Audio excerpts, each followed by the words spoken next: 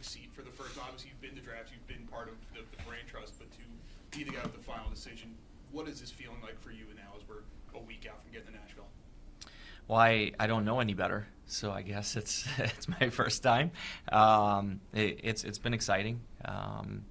There's been a lot of activity. I'm excited. It's first draft, having a chance to have 2 first-round picks on top of it. I think it's good. You can kind of feel the energy too from our staff and our amateur scouts. Having to dig in a little deeper. You prepare going into it thinking about the 7th pick, but now all of a sudden, you're telling them, well, you gotta know the list all the way down because there's might be something different. And then it was good because they got a little bit of prep. They were in town.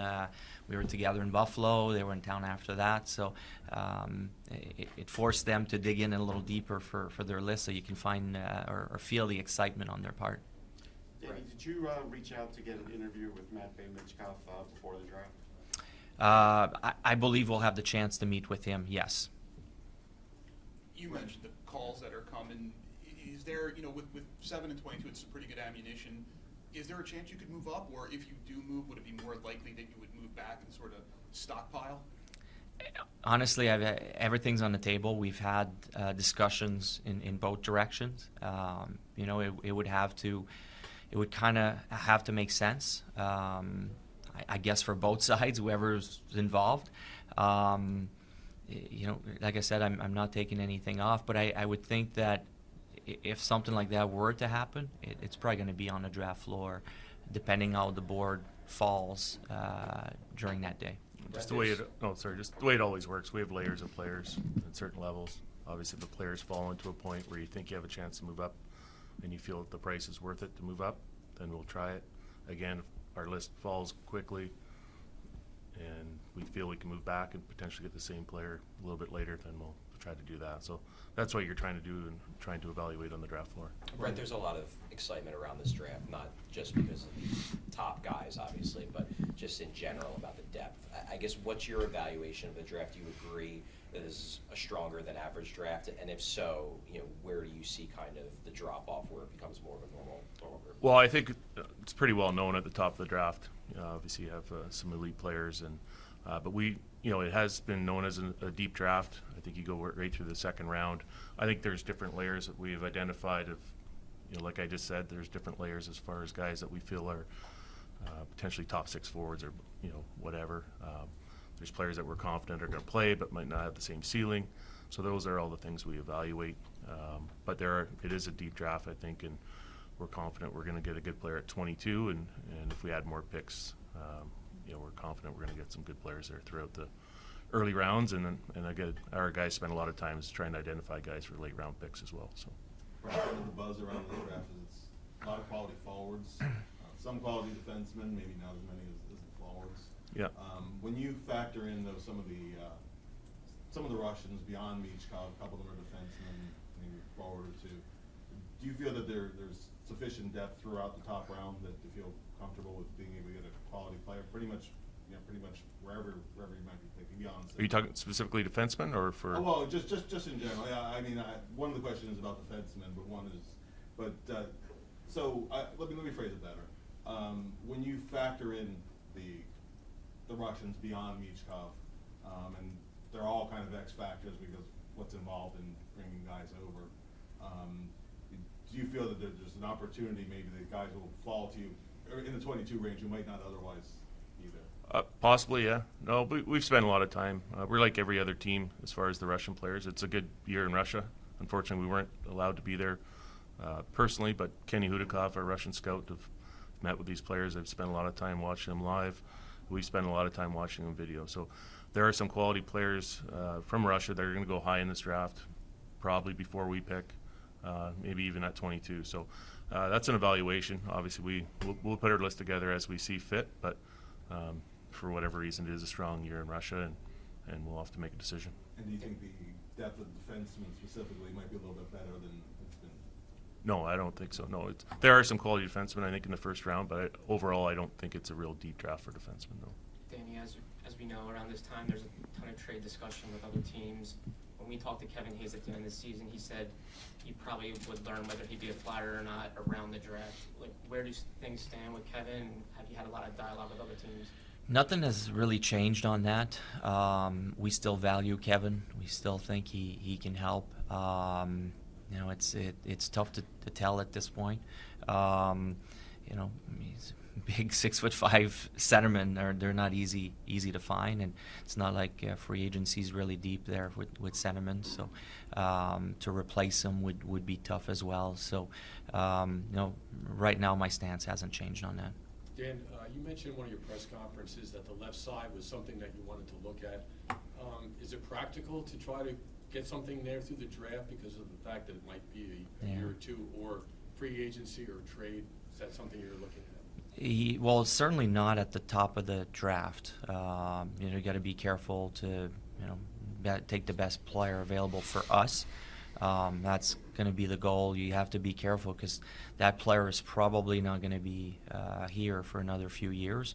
Things can change by that time, you know, in your lineup and your roster. So I want to be careful with trying to push for just strictly one position at the top of the draft. Danny, obviously, a lot of this is going to depend on how the draft falls ahead of you guys and whatnot. But you know, there's of course a lot of talk about Michkov. You know, that he could potentially be there at 7. Does the fact that you guys now have an additional first, does that maybe give you, you know, more of a willingness to take a swing because you have that second pick? I don't want to see it that way. I still want to take the best player available for us at that moment, not thinking, okay, now because I have that other pick, it changes what I'm going to try to do. I'd rather we go with the same mindset, you know, take the player that's going to be the best player for us, depending, you know, where we're at in the organization. So I'm not looking at it where, okay, because we have different picks, that's going to change how we approach number 7. I guess kind of as a quick follow-up to that, you guys historically, you know, regardless of the GM, have been a pretty intangible, focused organization in the draft in terms of valuing character, in terms of valuing the personality of the player. Mm-hmm. With Michkov, you really, and by your own admission, haven't really had a chance to speak with him to the depth that you would normally at that, you know, especially high up in the draft. Yep. Does that give you pause, given the fact that you guys so value character? Yeah, we're trying to get as much information, and we'll spend a little bit of time with him, and we'll try to get as much information as we can and make our decision after that. We do a lot of background. We do talk to players on this team. We've talked to coaches. Our staff have talked to. So we've done a lot of our background, and we'll spend time with him and his family, and you know, get a comfort level and then make a decision appropriately. What are the defining characteristics in these players that you guys are looking for, whether that be like certain skill sets or, you know, as mentioned, the character and the leadership potential? Well, we want the 6'6" centerman that can skate like the wind, hit everybody on the ice, and score 50 goals a year. There's not too many of those, but you know, hockey sense is an important one for us. Character is an important one. You know, you could go down the list. There's lots of traits, and there's no perfect player out there. So you try to find the players that maybe have the most of those traits. It could be physicality, speed, are important. Hockey sense, we talked about skill level. Character is a big one. And we're at the, obviously kind of I wouldn't say the start of a rebuild, but we're pretty early on in our process. So there's a lot of things that we need. That's just a reality. So we'll try to find, you know, the best player for us at that spot. Along with that, a lot of the additions that you've made recently have, in my opinion, focused a lot on the development of a player and making sure that they have all the tools that they need in order to maximize their potential. Do you see that as another way to look at these players and not only identifying their strengths but their weaknesses, and knowing that you have the resources within your own organization to help turn those into strengths? Yeah, I feel that, you know, the draft for us is going to be critical, and the next step of that is player development. And we've had a lot of people there to help in that department. That it's something we take very seriously.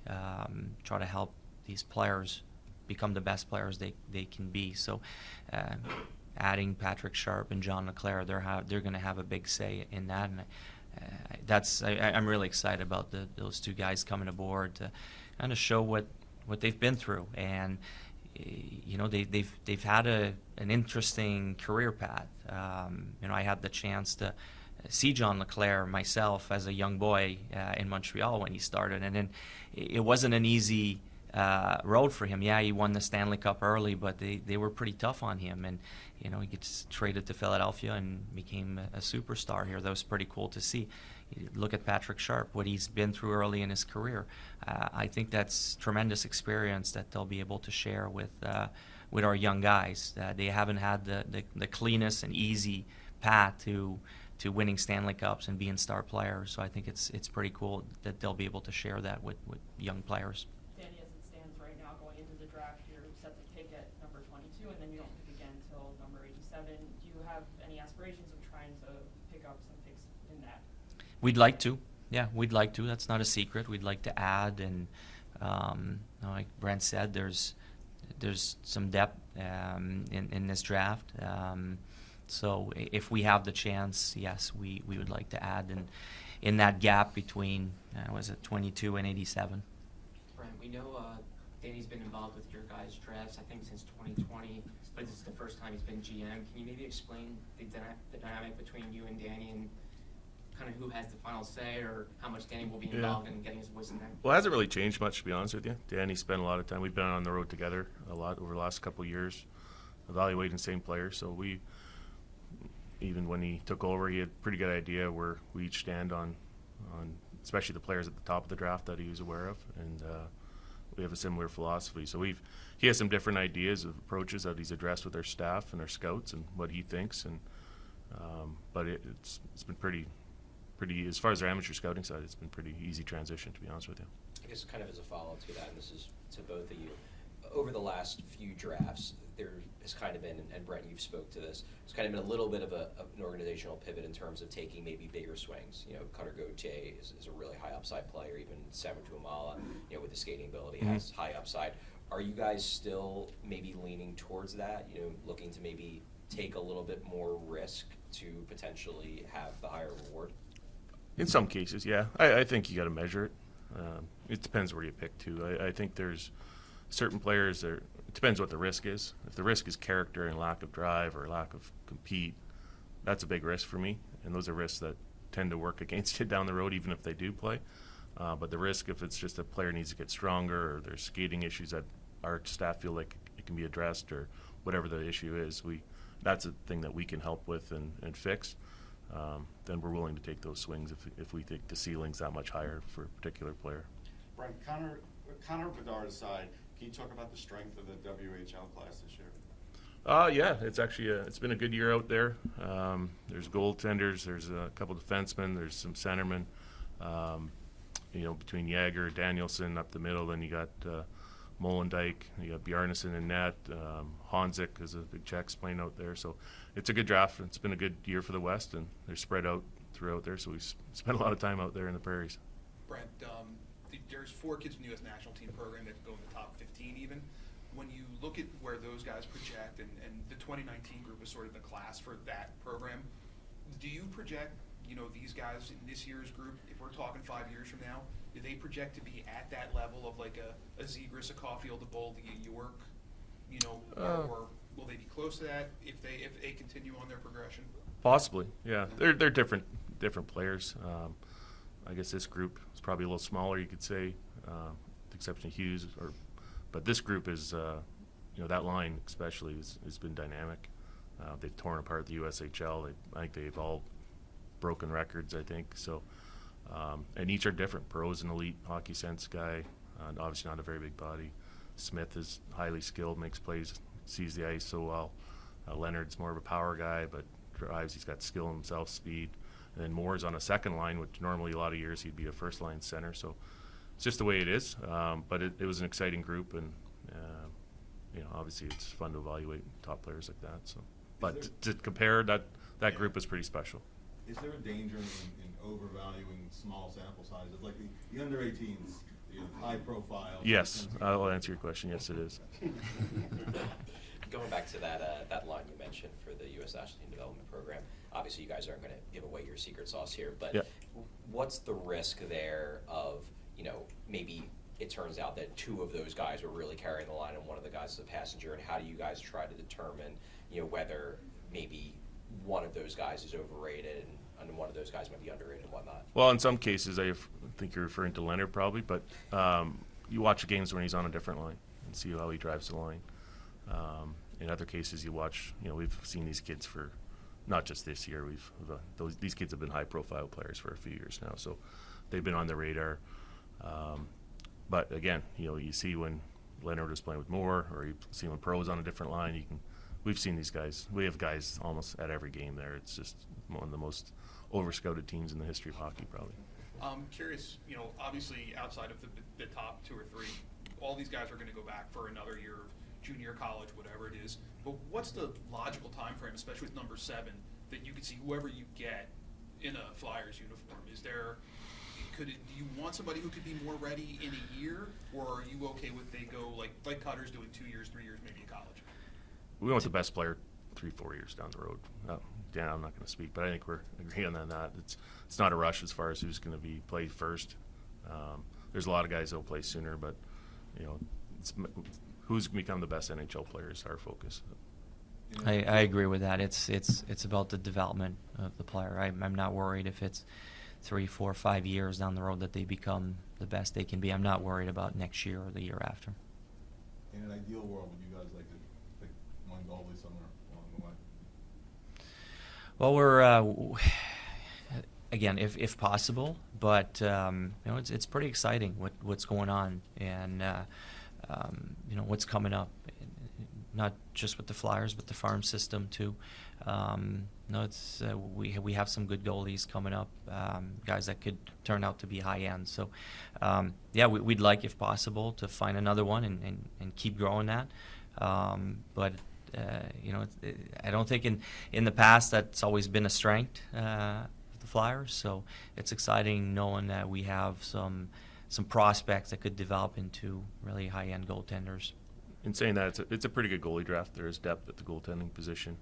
I think you'll see as soon as the first one goes, there's going to be a string of them go. But there is some depth in that position, and typically we've always tried to take a goalie. Now if they all go, then you're not just drafting a goalie to draft a goalie. But if there's some depth, so I would assume at some point we'd have a chance to get one.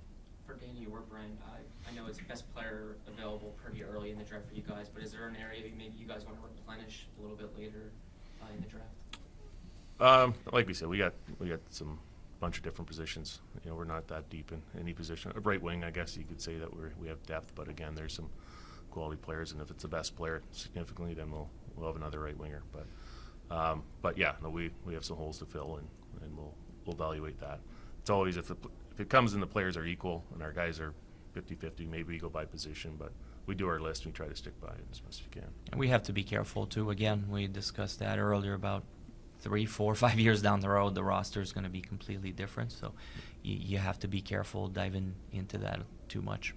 Can you guys share a little bit of what's going on behind the scenes and the conversations that you guys are having with your scouts? Is this like multiple times a day they're like, hey, listen, I think we need to move this guy on our list, like that kind of massaging of your list? Yeah, no, we had it's a little longer. We decided to do our final meetings right after the combine, just so Yoke didn't have to go back and forth from Europe 4 times. But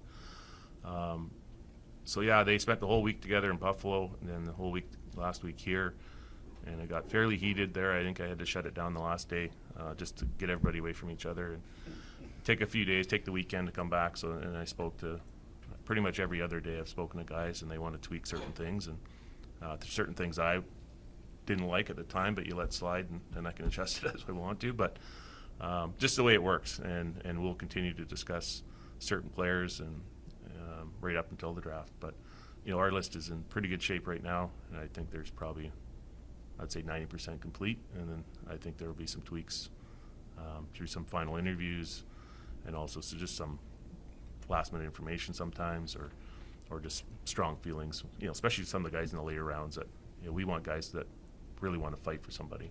I don't want to just take a name just because he's on your list. Like if someone needs to have some passion about the player. For me, when you're drafting a player late. How much Few can more that questions? list change in this last week? How much will it? How much can it? What sort of information would significantly change something? Sometimes it's off-ice scenarios. Sometimes it's injury related. We'll get further. We find out certain things at the combine or through, and we get MRI information for our doctors, and they express concern or green light it, whatever. But there's also some, our strength guys. They spend a lot of time watching all the workouts up there, get all the data, and they run it. And they have some concerns about certain body types of certain players and whether they can get stronger, gain weight, who are great athletes, who aren't. And we're drafting. We're not the NFL, so we're drafting kids when they're 17, 18 years old, and you've seen them all. Some of these kids they're boys. So